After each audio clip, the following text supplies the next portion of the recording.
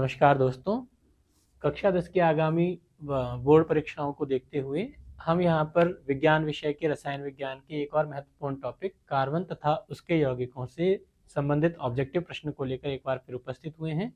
आज हम अपना नया टॉपिक स्टार्ट करें, जिसमें हम कुछ प्रश्नों को यहाँ पर देखेंगे। देखिए, प्रश्न संख्या 1 से हम शुरू करते हैं।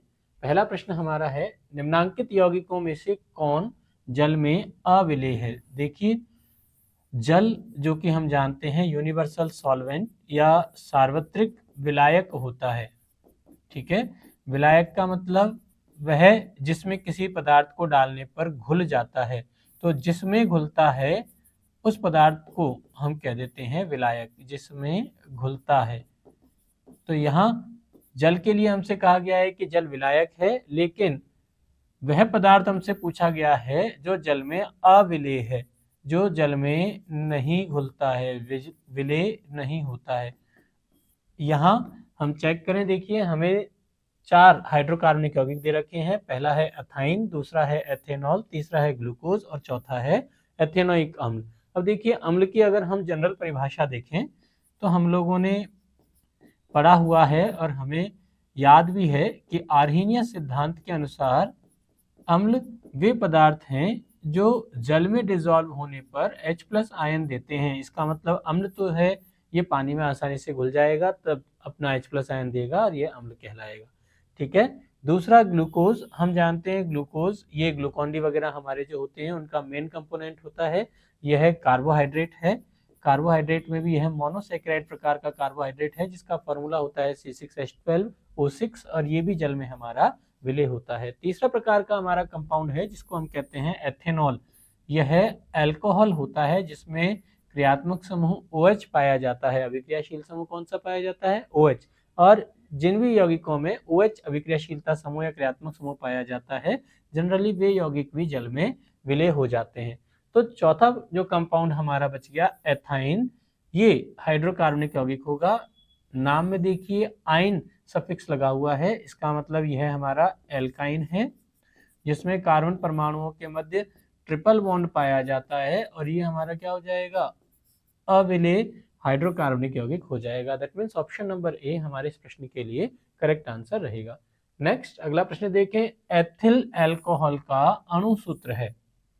देखिए, नाम के अंत में यहाँ अल्कोहल लगा हुआ है और अल्कोहल जब ये सफिक्स लगाया जाएगा, इसका मतलब ये जो नॉमेनक्लेचर सिस्टम है, ये नॉमेनक्लेचर सिस्टम कॉमन नाम पद्धति या सामान्य नाम पद्धति से दिया हुआ है, जो IUPAC से पहले हमारे ट्रेंड में डेवलप थी। दूसरा, अब ये देखें एथिल क्या होता है, तो एथिल के लिए हम कहेंगे एथेन, जो 2 कार्बन वाला संतृप्त हाइड्रोकार्बन है। कैसे पता चला? हमने इसका सफिक्स देख लिया, एन यहाँ पर अनुलग्न लगा हुआ है, इसका मतलब यह संतृप्त हाइड्रोकार्बन है जिसमें कार्बन परमाणुओं की संख्या 2 है।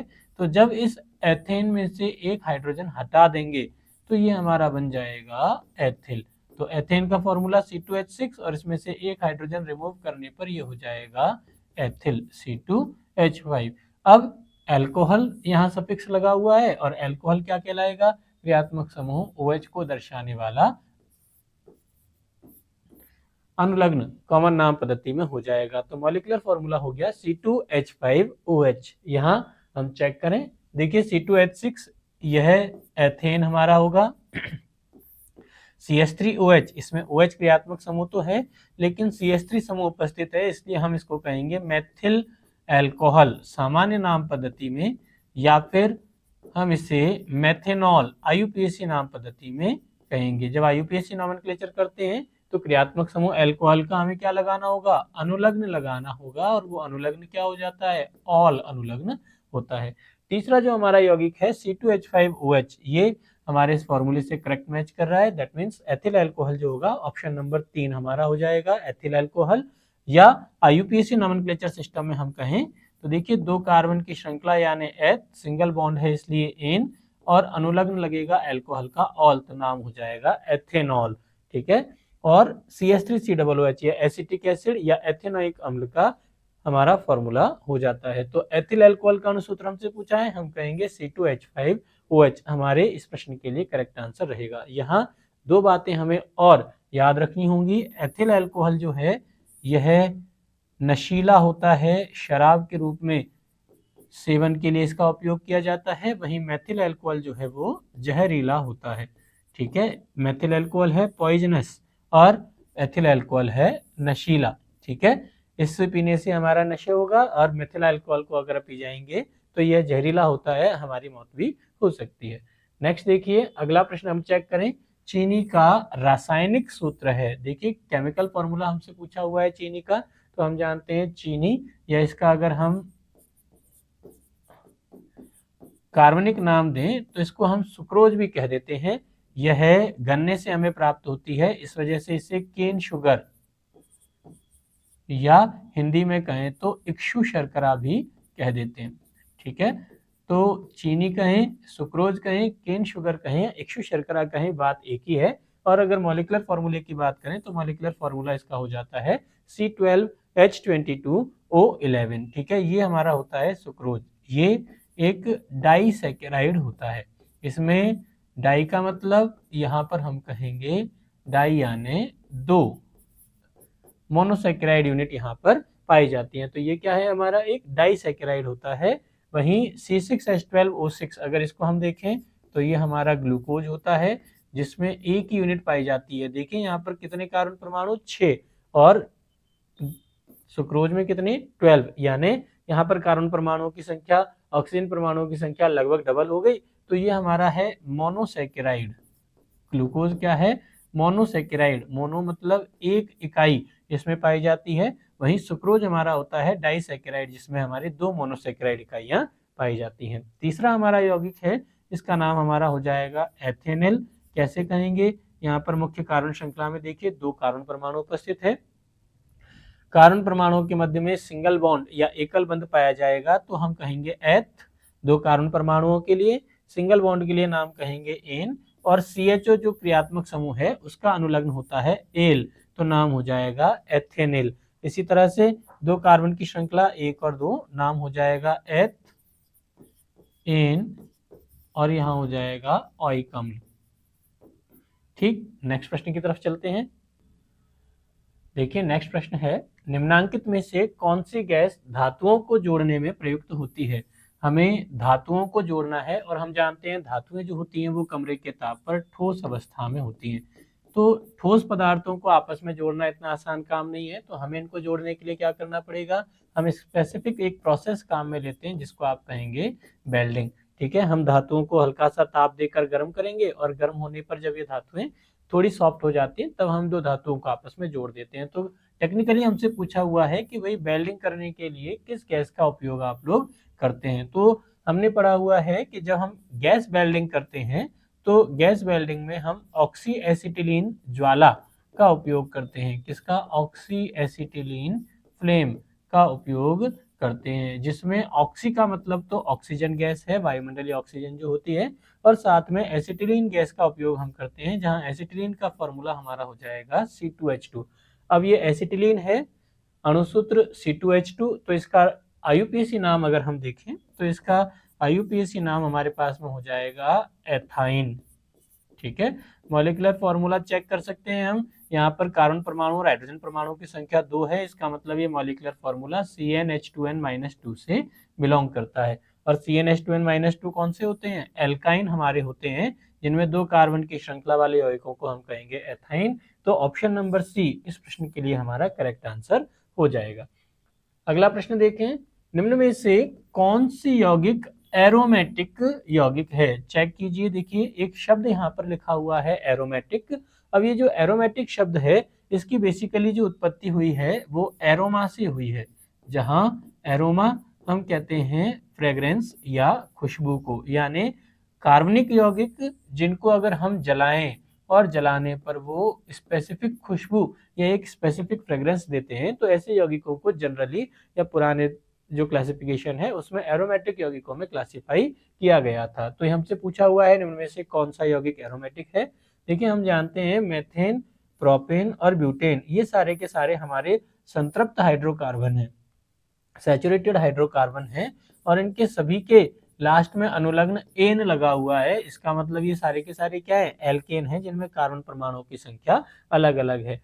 ठीक है, लेकिन बेंजीन, बेंजीन या बेंजीन के व्युत्पन्न यौगिक जो होते हैं वो एक स्पेसिफिक कैटेगरी में कैटेगराइज किए जाते हैं, जिनको अपन एरोमेटिक यौगिक कह देते हैं। जहां बेंजीन, अगर हम इसका संरचना सूत्र देखें तो इसकी संरचना कुछ इस प्रकार से बनाई जाती है, और अणुसूत्र अगर देखें तो ये हमारा हो जाएगा C6H6, जहां पर हर कॉर्नर हमारा कार्बन होगा और हर कार्बन से एक हाइड्रोजन जुड़ा हुआ होगा। तो यहाँ चेक कीजिए कितने कार्बन कार्बन परमाणुओं के मध्य में 6 कार्बन कार्बन बंध बने हुए हैं, 6 कार्बन कार्बन बंध बने हुए हैं, जिसमें 3 बंध तो द्विबंध कैरेक्टर हैं और बाकी के जो 3 बंध हैं वो सिंगल बॉन्ड के फॉर्म में हमें दिख रहे हैं, और बाकी हमारे पास में 6 कार्बन हाइड्रोजन बंध यहाँ पर उपस्थित हो जाते हैं। तो बेंजीन ये क्या होता है, हमारा एरोमेटिक यौगिक है, और बेंजीन के जितने भी व्युत्पन्न हैं उनको भी हम एरोमेटिक यौगिकों में यहाँ पर रखते हैं। अगला प्रश्न देखिएगा, निम्नांकित में से कौन मुख्यतः बायोगैस का संघटक है। देखिए बायोगैस मतलब वह जो जीवाश्म पदार्थ है उनके विघटन से हमें प्राप्त होती है। तो बायोगैस का मेन कंपोनेंट कौन सी होती है, हम कहेंगे CH4 या मेथेन जो है, जिसको हम गोबर गैस भी कह देते हैं, वह हमारे बायोगैस का मेन कंपोनेंट हो जाता है। बाकी H2 यानी हाइड्रोजन, C2H6 यानी एथेन और C3H8 यानी प्रोपेन है। इसमें भी हमें याद रखना होगा प्रोपेन यानी C3H8, और साथ में अगर ब्यूटेन और आइसोब्यूटेन जो इसका समावयवी है वो देखने को मिले तो ये दोनों हमारे LPG गैस के मेन कंपोनेंट होते हैं। LPG जो हम रसोई घरों में काम में लेते हैं, हमारे रसोई घर में सिलेंडर में जो गैस भर के आती है, जिसको जला करके हम लोग फ्यूल की तरह उपयोग करते हैं, भोजन पकाने के लिए काम में लिया जाता है, जिसका फुल फॉर्म आपका रहेगा लिक्विफाइड पेट्रोलियम गैस। L यानी लिक्विफाइड, P यानी पेट्रोलियम, और G से हमारे मायने हो जाएंगे गैस। तो लिक्विफाइड पेट्रोलियम गैस जिसको अपन कहते हैं LPG, ये हमारे किसमें, रसोई घरों में फ्यूल के रूप में उपयोग की जाती है, और इसका मेन कंपोनेंट क्या होगा, प्रोपेन और ब्यूटेन का मिक्सचर हो जाता है, ब्यूटेन और आइसोब्यूटेन का मिक्सचर ये हो जाता है। लेकिन बायोगैस हमसे पूछा हुआ है तो बायोगैस का कंपोनेंट क्या होगा, मेथेन हमारे बायोगैस का कंपोनेंट हो जाएगा। मेथेन के लिए आप ध्यान दें, अगर इसका कॉमन नाम हम पढ़ें तो इसे हम मार्श गैस भी कह देते हैं। मार्श गैस क्यों कहेंगे, क्योंकि मार्श जो शब्द है इसका अर्थ होता है दलदल, तो जहां दलदली भूमि होती है वहां पर यह गैस हमें प्राप्त हो जाती है। ठीक है, अगला प्रश्न देखिए, निम्नांकित में से किस हाइड्रोकार्बन में कार्बन कार्बन परमाणुओं के मध्य 3 आबंध होते हैं। तो सबसे पहले तो हमें हाइड्रोकार्बन पूछा हुआ है, हम कहेंगे हाइड्रोकार्बन यानी वो जिनमें कार्बन और हाइड्रोजन पाए जाते हैं। अब कार्बन परमाणुओं के मध्य में 3 बंध उपस्थित होने चाहिए। तो हम जानते हैं कार्बन जो है यह, इसकी संयोजकता कितनी होगी, 4 संयोजकता होती है। क्यों होती है 4 संयोजकता, क्योंकि परमाणु क्रमांक 6 वाला जो कार्बन परमाणु है उसके पहले कोश में 2 इलेक्ट्रॉन और दूसरे कोश में 4 इलेक्ट्रॉन उपस्थित होते हैं, और अष्टक पूर्ण करने के लिए इसे 4 इलेक्ट्रॉनों की और जरूरत होती है। अष्टक पूर्ण करने के लिए क्या करेगा, 4 इलेक्ट्रॉन साझा करना होता है। तो यह 4 इलेक्ट्रॉन साझा करेगा, मतलब संयोजकता हो गई 4। अब कार्बन परमाणुओं के मध्य में देखिए 3 बंध यहाँ पर बने हुए हैं। अगर 3 बंध बने हुए हैं तो ऐसे हाइड्रोकार्बनिक यौगिक हमारे क्या कहलाएंगे, ये हाइड्रोकार्बन यौगिक हमारे कहलाते हैं एल्काइन। अगर ये एल्काइन है और इसका हम सामान्य सूत्र देखें तो एल्काइन श्रेणी का सामान्य सूत्र हम लोगों ने लिखा है CnH2n-2। अगर कार्बन परमाणुओं के मध्य में द्विबंध उपस्थित है तो द्विबंध वाले यौगिक हमारे कहलाते हैं एल्कीन, जिनका सामान्य सूत्र हमारा हो जाएगा CnH2n। और ऐसे ही अगर कार्बन परमाणुओं के मध्य एकल बंध उपस्थित है तो एकल बंध वाले ये यौगिक हमारे कहलाते हैं एल्केन, जिसका सामान्य सूत्र हमारा हो जाएगा CnH2n+2। तो CnH2n-2 यानी एल्काइन वाले यौगिक हमसे पूछे हुए हैं, जहां n क्या है, कार्बन परमाणुओं की संख्या है। अब देखिए यहाँ कार्बन परमाणु की संख्या 1 है, अगर एल्काइन के लिए हम 1 वाला फॉर्मूला लगाएं तो वैसे ही हम देख रहे हैं कम से कम 2 कार्बन परमाणु होने चाहिए जिनके पास में ट्रिपल बॉन्ड होना चाहिए। तो यहाँ पर तो कार्बन परमाणु की संख्या 1 है, इसका मतलब ये तो एल्काइन होगा नहीं। अब यहाँ कार्बन परमाणु की संख्या 2 है, तो 2 कार्बन परमाणु की संख्या के लिए हम कहेंगे n बराबर 2, तो H बराबर हमारा हो जाएगा 2n यानी 4-2। तो मॉलिक्यूलर फार्मूला बन जाएगा C2H2। यानी अगर कार्बनिक यौगिक में 2 कार्बन है तो हाइड्रोजन परमाणु की संख्या 2 होगी तो वह एल्काइन होगा। यहाँ देखिए हाइड्रोजन परमाणु की संख्या 6 है, इसका मतलब ये भी एल्काइन नहीं हो सकता। नेक्स्ट देखिएगा कार्बन परमाणु की संख्या 3 है, तो 3 कार्बन परमाणुओं की संख्या के लिए हम कहेंगे C3 और यहाँ हो जाएगा H6 में से 2 अगर हमें सब्ट्रैक्ट करना है तो C3H4। इसका मतलब दिया गया कार्बनिक यौगिक जो एल्काइन को रिप्रेजेंट करेगा वो हमारा हो जाएगा C3H4। नाम क्या रहेगा? 3 कार्बन की श्रृंखला, यानी इसको हम कहेंगे प्रोप, और ट्रिपल बॉन्ड है तो आइन, तो नाम हो जाएगा प्रोपाइन। ठीक है, ये हमारा कार्बनिक यौगिक जो होता है उसमें कार्बन परमाणु के मध्य में 3 बंध पाए जाते हैं और 3 बंध वाला यौगिक क्या कहलाएगा? एल्काइन हमारा कहलाता है। अगला प्रश्न देखिए, C60 फुलरीन कार्बन का एक अपर रूप है, इसकी आकृति होती है। तो सबसे पहले तो हम ध्यान दें, कार्बन ये हमारा एक एलिमेंट या तत्व होता है और यह तत्व जो है वो प्रकृति में 3 रूपों में पाया जाता है, 3 रूपों में पाया जाता है। और जिन 3 रूपों में पाया जाता है इन तीनों रूपों को हम कहेंगे अपर रूप। क्या कहेंगे? अपर रूप कह देंगे। कौन कौन से 3 रूप होते हैं? इसमें कार्बन का पहला रूप होता है जिसको हम बोलेंगे हीरा या डायमंड, दूसरा रूप जो होता है उसको हम कहेंगे ग्रेफाइट, और तीसरा रूप हमारा होता है जिसको हम कहते हैं फुलरीन। इस फुलरीन जो संरचना है उसमें मोस्ट प्रोबेबल 60 कार्बन परमाणु जो होते हैं वो व्यवस्थित होते हैं। ठीक है, तो हीरे के लिए हम कहें कि यह प्रकृति में पाए जाने वाला सबसे कठोरतम प्राकृतिक पदार्थ है, सबसे कठोरतम प्राकृतिक पदार्थ है। इसीलिए हम जानते हैं चट्टानों को काटने के लिए या पहाड़ों को कटाई करने के लिए हीरे का उपयोग किया जाता है।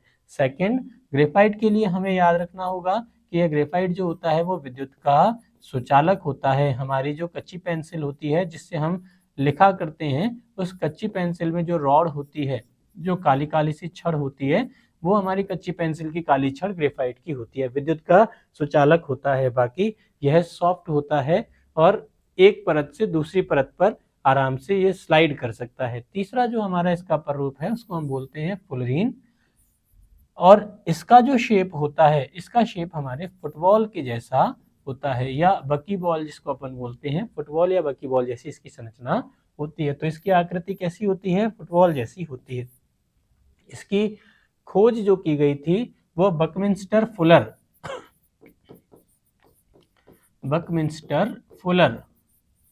के द्वारा की गई थी और बकमिंस्टर फुलर के नाम पर इसका नाम फुलरीन रख दिया गया। तो C60 फुलरीन कार्बन का एक अपर रूप है जिसकी आकृति किसके जैसी? फुटबॉल के जैसी हो जाती है। नेक्स्ट देखिए, अगला प्रश्न देखें, निम्नांकित में से कौन अधिक अभिक्रियाशील होता है? अब क्रियाशीलता का क्रम हमसे पूछा हुआ है कि भाई किसकी क्रियाशीलता ज्यादा है। ठीक है, चेक कीजिए। पहला हमारा ऑप्शन है CH4 या इसको हम कहेंगे मेथेन, दूसरा ऑप्शन है CH3 या इसको हम कहेंगे एथेन, तीसरा ऑप्शन है CH2 डबल बॉन्ड CH2 या इसको हम कहेंगे एथीन। क्यों कहेंगे इन? क्योंकि यहाँ डबल बॉन्ड है और डबल बॉन्ड का अनुलग्न क्या होता है? इन। और तीसरा हमारे पास में ऑप्शन है जिसको हम कहेंगे प्रोपेन। देखिए ऑप्शन नंबर A, B और D, इन तीनों को अगर चेक करें तो यहाँ ये संतृप्त हाइड्रोकार्बन है। संतृप्त यानी वो जिनमें कार्बन की सभी चारों संयोजकताएं कंप्लीट हैं। कार्बन की सभी चारों संयोजकताएं एकल बंध द्वारा कंप्लीट होती हैं। किसके द्वारा? सिंगल बॉन्ड या एकल बंध द्वारा कंप्लीट होती हैं। चारों संयोजकता एकल बंध से पूरी हो जाती हैं। तो इन यौगिकों को हम क्या कहेंगे? एल्केन। और ये जो हमारे यौगिक हैं वो संतृप्त हाइड्रोकार्बन होते हैं। संतृप्त मतलब जो तृप्त हैं, जो किसी से अभिक्रिया करने की इनको जरूरत नहीं है, ये स्थायी हो जाते हैं। लेकिन दूसरे जो हमारा कंपाउंड है जिसको हम कह रहे हैं CH2 डबल बॉन्ड CH2 यानी एथीन, इसमें कार्बन परमाणुओं के मध्य में यहाँ ध्यान दें डबल बॉन्ड उपस्थित होता है। जब यह डबल बॉन्ड उपस्थित है तो ये हमारा हो जाएगा असंतृप्त हाइड्रोकार्बन, और असंतृप्त हाइड्रोकार्बन में भी कौन सा? द्विबंध की उपस्थिति के कारण ये हो गया एल्कीन। अब चूंकि यह असंतृप्त है, क्यों असंतृप्त है? क्योंकि कार्बन परमाणुओं के मध्य में द्विबंध उपस्थित है। तो जैसे ही हाइड्रोजन यहाँ पर हमें अभिक्रिया करने के लिए मिलेगी तो हाइड्रोजन परमाणुओं के साथ जुड़ करके यह भी कार्बन की संयोजकता में चारों एकल बंध बना लेगा। ठीक है, तो इन तीनों में से हम कहेंगे कि भाई मेथेन, एथेन और प्रोपेन चूंकि तीनों ही संतृप्त हाइड्रोकार्बन है, स्थायी होते हैं। वहीं असंतृप्त हाइड्रोकार्बन एथीन जो होता है, जिसमें कार्बन परमाणुओं के मध्य में द्विबंध उपस्थित है, उसकी क्रियाशीलता सबसे ज्यादा हो जाती है। That means option number C हमारे प्रश्न का सही उत्तर हो जाएगा। अगला प्रश्न देखें, CH3OC2H5 का IUPAC नाम हमसे पूछा गया है। हमने कहा IUPAC नोमेनक्लेचर क्या है? कार्बनिक यौगिकों के नामकरण की आधुनिक सिस्टम है। ठीक है, इस आधुनिक सिस्टम में हम क्या करेंगे, सबसे पहले मुख्य कार्बन श्रृंखला का चयन करेंगे। तो यहाँ देखिए 2 कार्बन परमाणु श्रृंखला में उपस्थित हो सकते हैं। ये तीसरा कार्बन परमाणु जो है वो ऑक्सीजन से कार्बन की दूरी पर है। ठीक है, इसलिए हम इसे मुख्य श्रृंखला में काउंट नहीं करेंगे। तो 2 कार्बन की मुख्य श्रृंखला है, यानी एथ और सिंगल बॉन्ड है, तो नाम हो जाएगा एन। अब ये जो CH3O समूह है, ये हमारा होता है प्रतिस्थापी समूह, और प्रतिस्थापी समूह का जब हम कार्बनिक यौगिक में नाम लिखते हैं तो इसे मुख्य कार्बन श्रृंखला के नाम से पहले लिखा जाता है। तो देखिए CH3 हमारा क्या है, मैथिल समूह, और इस मैथिल में जब ऑक्सीजन क्रियात्मक समूह जुड़ेगा तो इसको हम बोलेंगे मेथॉक्सी। क्या कहेंगे इसे? मेथॉक्सी। तो नाम हो जाएगा मेथॉक्सी एथेन। क्या नाम बन गया? Methoxy ethane. अगर यहाँ CH3 की जगह कुछ और होता, C2H5 होता, तो नाम हमारा बन जाता इथॉक्सी एथेन। ठीक है, तो एथेन नाम सही है क्योंकि 2 कार्बन परमाणुओं की मुख्य श्रृंखला उपस्थित है, और CH3O समूह का नाम क्या है? Methoxy. That means option number B हमारे इस प्रश्न का करेक्ट उत्तर हो जाएगा। अगला प्रश्न चेक कीजिए, प्रश्न संख्या 11, CH3CH2CH2OH, इसका IUPAC नाम क्या है? तो चेक करें। सबसे पहले हम मुख्य कार्बन श्रृंखला में उपस्थित परमाणुओं की संख्या देख लें। तो देखो कार्बन परमाणुओं की संख्या है 3, और कार्बन परमाणुओं की संख्या 3 है, तो इसका मूल शब्द हो जाएगा प्रोप। अब यहाँ कार्बन परमाणुओं के मध्य में एकल बंध उपस्थित है, एकल बंध है, तो इसका अनुलग्न लगेगा एन, तो नाम बन गया प्रोपेन। ठीक है, अब यहाँ क्रियात्मक समूह हमारा है एल्कोहल OH, और जो क्रियात्मक समूह होता है इसका क्या लगाते हैं? अनुलग्न हम लगाते हैं, उसको मूल शब्द के बाद में हम एड ऑन करते हैं, और इसका अनुलग्न क्या होगा कि क्रियात्मक समूह OH यानी एल्कोहल, इसका अनुलग्न हमारा होता है ऑल। क्या अनुलग्न होगा? ऑल, तो नाम बन जाएगा प्रोपेन ऑल। ठीक है, अब ये OH जो क्रियात्मक समूह है वो किस स्थिति पर जुड़ा हुआ है? पहले कार्बन पर जुड़ा हुआ है, तो पहले कार्बन पर जुड़ा हुआ है तो हम इसका नाम लिख देंगे 1 प्रोपेनॉल। ठीक है, तो क्या नाम बन गया? ऑप्शन नंबर ए 1 प्रोपेनॉल इस प्रश्न के लिए हमारा करेक्ट आंसर हो जाएगा। अगर 2 प्रोपेनॉल कहेगा तो 2 प्रोपेनॉल में हम क्या कहेंगे?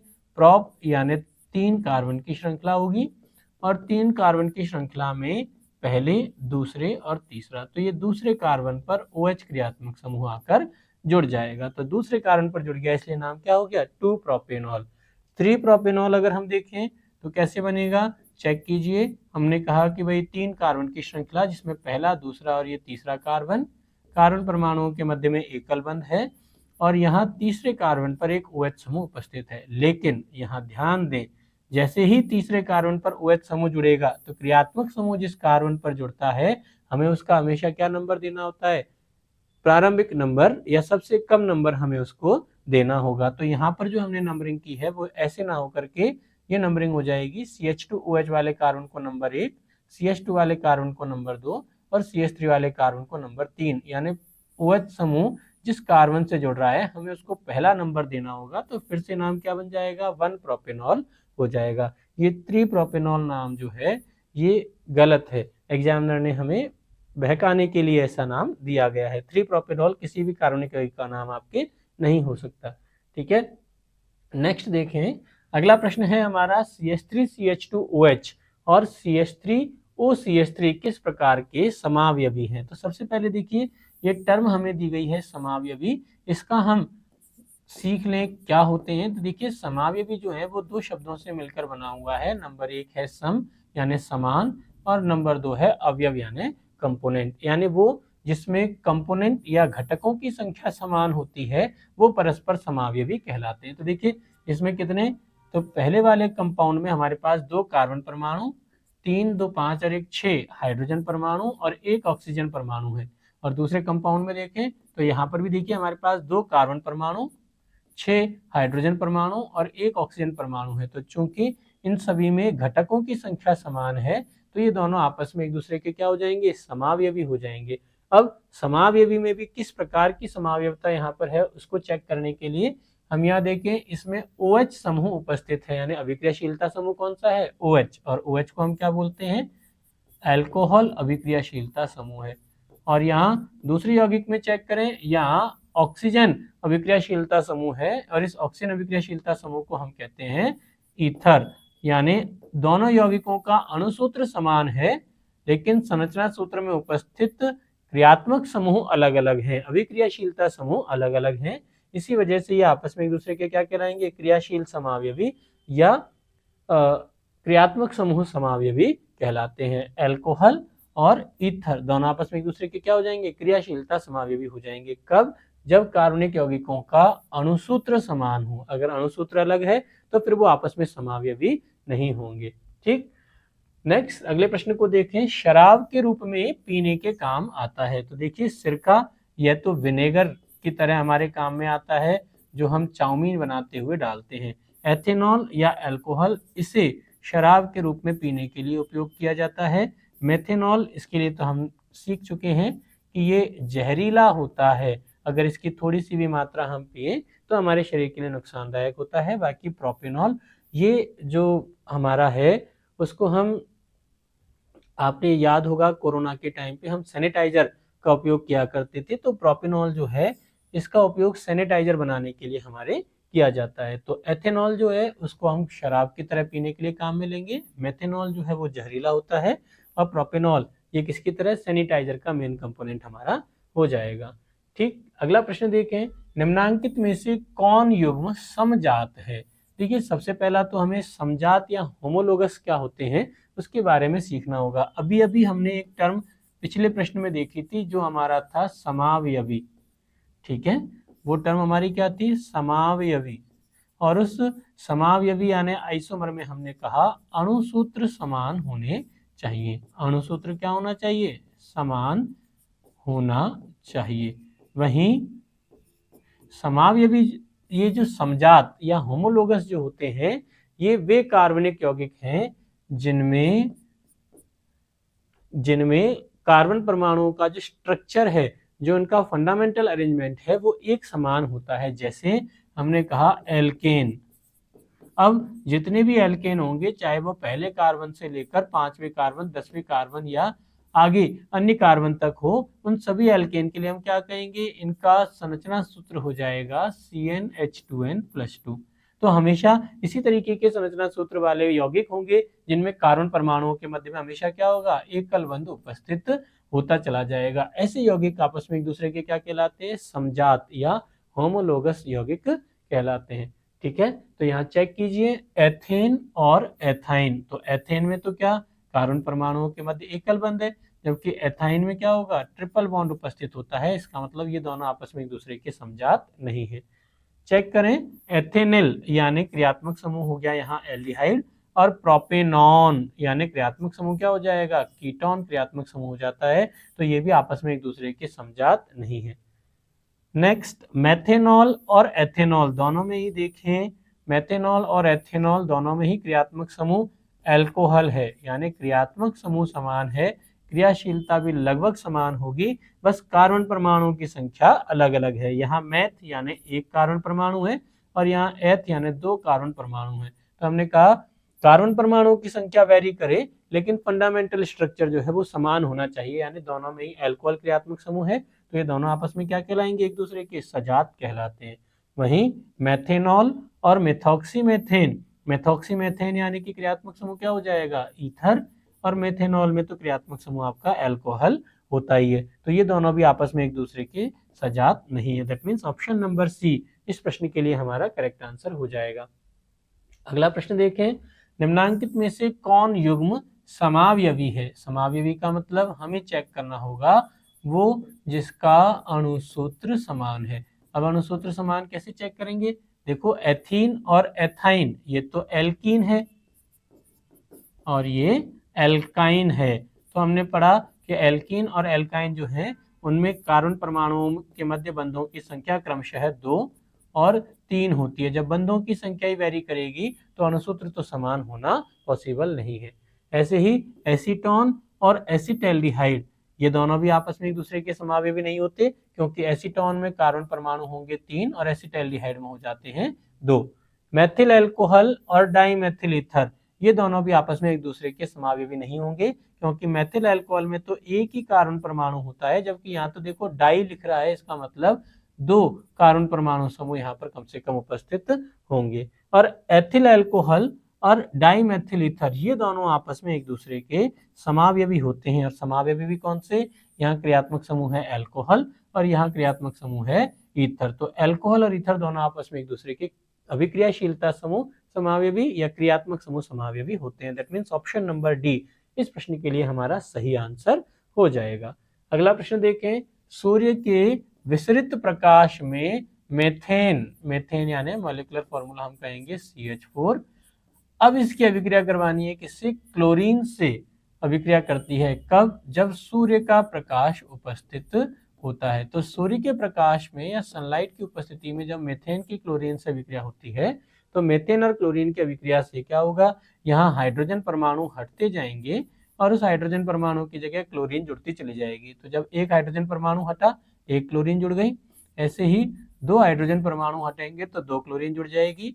3 हाइड्रोजन परमाणु हटेंगे तो 3 क्लोरीन परमाणु यहाँ जुड़ जाएंगे और 4 हाइड्रोजन परमाणु हटने पर 4 क्लोरीन यहाँ जुड़ जाते हैं। अब देखिए इसमें ऑप्शन में हमें सभी चारों ऑप्शन यहाँ दे रखे हैं। CH3Cl हमारे पास में है, CH2Cl2 हमारे पास में है, CHCl3 भी हमारे पास में है और CCl4 हमारे पास में है। तो कौन सा ऑप्शन करेक्ट मानेंगे, तो हम यहाँ कहेंगे देखिए हमें कुछ स्पेसिफिक मेंशन नहीं किया कि भाई क्लोरीन की कितनी मात्रा हमें यहाँ पर दे रखी है। तो अगर हमें ऐसा स्पेसिफिक मेंशन नहीं करें तो हम कहेंगे वह जो सबसे अंतिम उत्पाद हमें प्राप्त होगा वह इस अभिक्रिया का मुख्य उत्पाद हो जाता है, यानी CCl4 सबसे अधिक मात्रा में हमें यहाँ पर बन जाता है। ऑप्शन नंबर ए इस प्रश्न के लिए हमारा करेक्ट आंसर हो जाएगा।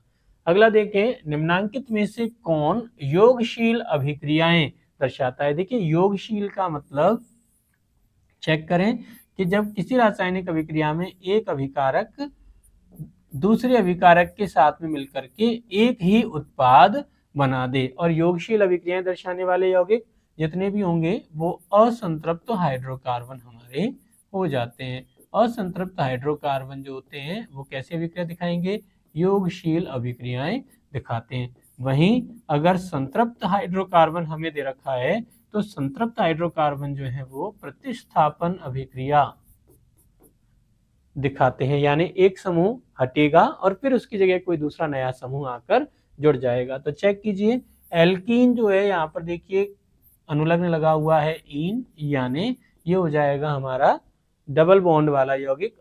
असंतृप्त हाइड्रोकार्बन कौन से अभिक्रिया दिखाएगा, ये हमें योगशील अभिक्रियाएं दर्शाएगा।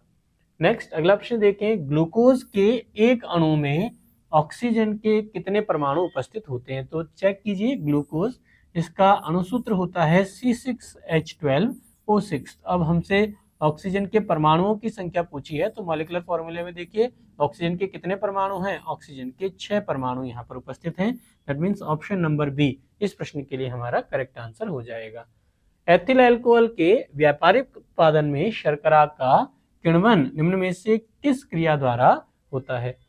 निम्न में से किस क्रिया द्वारा होता है, तो देखिए शर्करा जो हमारी ग्रेप शुगर है C12H22O11 और इसका जब अपन अपघटन करवाएंगे जल अपघटन तो इससे हमारा बन जाएगा C6H12O6 यानी कि ग्लूकोज। अब इस ग्लूकोज का अगर हम किण्वन करवाते हैं, क्या करवाना है, किण्वन करवाना है और इस किण्वन से हमें प्राप्त हो जाता है इथाइल अल्कोहल, जिसका हम शर्करा के रूप में उपयोग करने वाले हैं, जिसका उपयोग हम शराब के रूप में करने वाले हैं।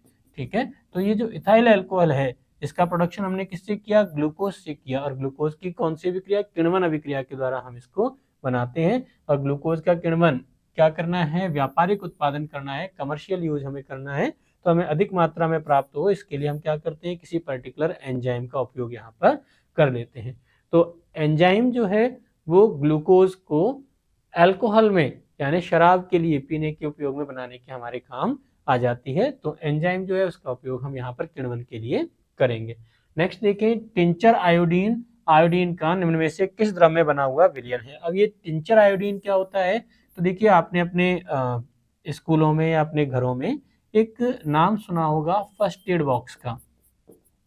प्राथमिक उपचार पेटी जो होती है, ये इस प्राथमिक उपचार पेटी में पाए जाने वाला एक इम्पॉर्टेंट कंपोनेंट होता है। जैसे हम कभी खेल रहे हैं और हमें कहीं चोट लग जाती है या हम कहीं खेलते खेलते गिर जाते हैं, तो जहां हमें चोट लगी है उस चोट लगे वाले स्थान पर हम क्या करते हैं, सबसे पहले डेटॉल या सेवलॉन जो होता है उसको थोड़ा सा रुई लेकर के घाव को अच्छे से साफ कर लेते हैं। उस पर जो मिट्टी या कोई और गंदगी अगर जम जाती है तो उसको वहां से हटाने की कोशिश करते हैं। और उसी तरह के जो सोल्यूशन है उसको अपन क्या कहेंगे, टिंचर आयोडीन का उपयोग कर लेते हैं। अब ये आयोडीन का टिंचर क्या होगा, ये निर्जमीकारक हमारा होता है। निर्जमीकारक यानी घाव पर अगर कोई सूक्ष्म जीव आ गया है तो सूक्ष्म जीव को वहां पनपने से रोक देता है, जिससे हमारा घाव सड़ेगा नहीं और प्राथमिक उपचार के बाद में हम डॉक्टर के पास चले जाते हैं। तो टिंचर आयोडीन कैसे बनाया जाता है, तो टिंचर आयोडीन देखो नाम में ही लिखा हुआ है, इसका मतलब आयोडीन तो इसमें होगा ही। तो आयोडीन को हम क्या करते हैं, एथिल अल्कोहल यानी एथेनॉल में डिसॉल्व कर लेते हैं। तो टिंचर आयोडीन क्या है, आयोडीन का एथिल अल्कोहल में बना हुआ विलयन हमारा होता है, जिसे फर्स्ट एड बॉक्स में हम रखते हैं। अगला प्रश्न देखिए, उच्च अल्कोहल के हाइड्रोजन सल्फेट व्युत्पन्न के सोडियम लवण क्या कहलाते हैं। तो हमने उच्चतर वसीय अम्ल के जो अल्कोहल हैं उनके हाइड्रोजन सल्फेट व्युत्पन्न के सोडियम लवण ये हमारे कहलाते हैं अपमार्जक या डिटर्जेंट, जिन्हें हम कठोर और मृदु दोनों ही प्रकार के जल में इक्वल तरीके से काम में ले सकते हैं। और इनका मुख्य उपयोग किसमें, क्लींजिंग एक्शन में या सफाई के लिए किया जाता है। कपड़ों को साफ करने के लिए इसका उपयोग हम कर लेते हैं। तो अपमार्जक के रूप में उच्च अल्कोहल के हाइड्रोजन सल्फेट के सोडियम लवण काम में लिए जाते हैं। नेक्स्ट देखिए, वैसे यौगिक जिनके अणुसूत्र समान हैं किंतु संरचना सूत्र भिन्न होते हैं, आपस में एक दूसरे के समावयवी कहलाते हैं। क्या कहलाते हैं, समावयवी कहलाते हैं। वहीं बहुलक क्या, बहु का देखिए, बहु का मतलब होता है बहुत सी या बहुत सारी, मैनी, और लक का मतलब होता है एक लक इकाइयां, सिंगल यूनिट। तो जब बहुत सारी छोटी छोटी इकाइयां आपस में मिलकर के एक बड़ी इकाई का निर्माण करती हैं तो वो हमारे कहलाएंगे बहुलक, या इसको इंग्लिश में हम कहें तो हम इसको लिख सकते हैं पॉलीमर, जैसे हमारा होगा प्लास्टिक। ठीक है। अपर रूप हमने कहा कि कोई एलिमेंट है, उस एलिमेंट के एक से ज्यादा फॉर्म अगर प्रकृति में पाए जाते हैं तो वह हमारा अपर रूप कहलाएगा। जैसे कार्बन के लिए हमने पढ़ा 3 अपर रूप इसके होते हैं, कौन कौन से, एक होगा हीरा, दूसरा हमारा हो जाएगा ग्रेफाइट और तीसरा हमारा हो जाता है फुलरीन। तो हीरा, ग्रेफाइट और फुलरीन ये कार्बन के अपर रूप हैं।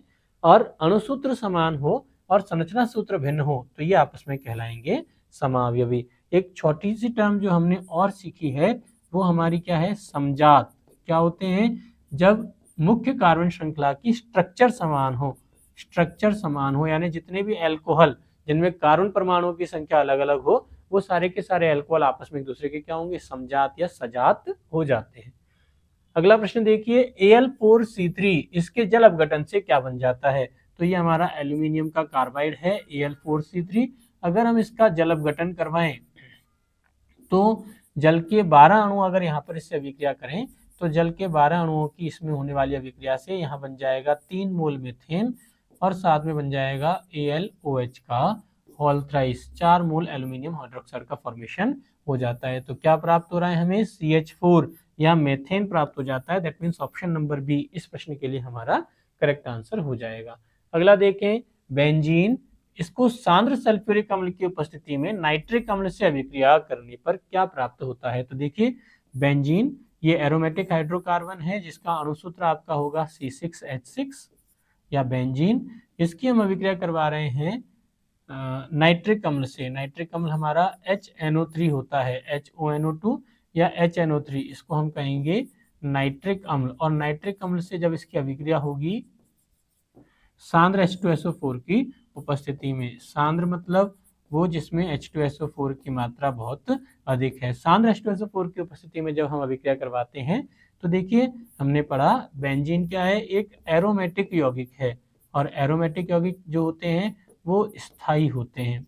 अगर ये स्थायी है तो क्या करेगा, कौन सी अभिक्रिया दिखाएगा, प्रतिस्थापन अभिक्रिया दर्शाता है। कैसी अभिक्रिया, प्रतिस्थापन अभिक्रिया दिखाता है, यानी कार्बन परमाणु पर जुड़ा हुआ एक हाइड्रोजन समूह हटेगा और उस हाइड्रोजन की जगह एक NO2 समूह यहाँ पर आकर अटैच हो जाता है। दैट मीन्स ये हमारा बन जाएगा NO2 और ये किससे अटैच है? बेंजीन से अटैच है। तो इस NO2 को हम कहते हैं नाइट्रो और बेंजीन से अटैच है इसलिए इसको कहेंगे nitrobenzene. Option number C इस प्रश्न के लिए हमारा करेक्ट आंसर आ जाएगा। अगला देखिए, आचार बनाने में निम्न में से किसका उपयोग परिरक्षक के रूप में किया जाता है? परिरक्षक का मतलब अगर हम कहें तो ये होता है हमारा प्रिजर्वेटिव। प्रिजर्वेटिव यानी कुछ खाद्य पदार्थों को अगर हमें लंबे समय तक स्टोर करके रखना है, हम चाहते हैं कि वो खाद्य पदार्थ जो है वो बहुत लंबे समय तक बने रहें, वो खराब नहीं हो, सड़े नहीं, तो उनमें कुछ ऐसे केमिकल्स मिलाए जाते हैं जो उनको सड़ने से रोक लेते हैं, जो उनमें माइक्रोब्स या सूक्ष्म जीव जो होते हैं उनकी वृद्धि को इनहिबिट कर देते हैं, रोक देते हैं। तो अचार बनाने के लिए इनमें से किसका उपयोग करेंगे? तो अचार बनाने के लिए हम सिरका या विनेगर का उपयोग करेंगे, वो प्रिजर्वेटिव होगा और अचार को सड़ने से बचा लेगा। तो देखिए ये हमारे प्रश्न थे जिसमें हमने कक्षा 10 के कार्बनिक यौगिकों से रिलेटेड प्रश्नों का अध्ययन किया। नेक्स्ट वीडियो में हम नए प्रश्नों के साथ में फिर से मिलेंगे। धन्यवाद।